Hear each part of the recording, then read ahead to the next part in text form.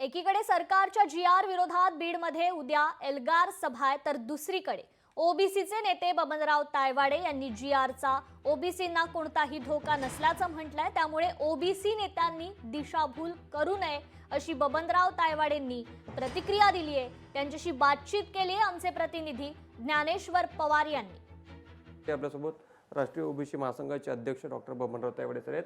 Sir, आकडेवारी समोर आलेली आहे, अगदी क्षुल्लक आहे, त्यामुळे ओबीसींना धक्का नाही असं सध्या तरी कुठेतरी दिसून येतोय। मी सुरुवातीपासून जे म्हटलं की या 2 सप्टेंबरच्या शासन निर्णयामध्ये सुद्धा काय म्हटलेलं आहे की मराठा समाजातील ज्या व्यक्तीच्या नातेवाईकाची परिभाषा 2012 मध्ये दिलेली आहे।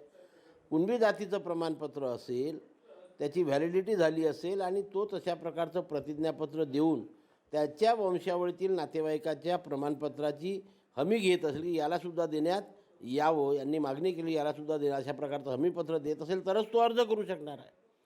आणि म्हणून नवीन प्रोसेस नाही, ही जुनीच प्रोसेस आहे। म्हणून मी म्हणत होतो की ओबीसीच्या आरक्षणाला धक्का लागत नाही।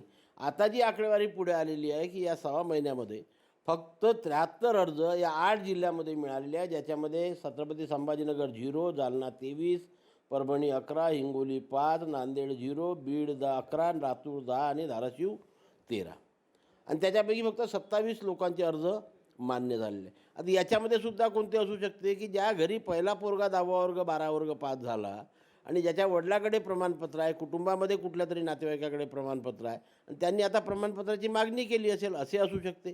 किंवा ज्या 45,000 नोंदी सापडल्या आहेत त्याच्यातील एखाद्या व्यक्तीचे कागदपत्र गोळा झाले असतील ते असू शकते।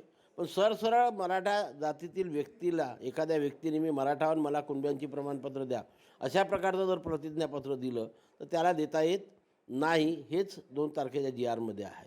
लोकशाही मराठीकरता मी ज्ञानेश्वर पवार, नागपूर।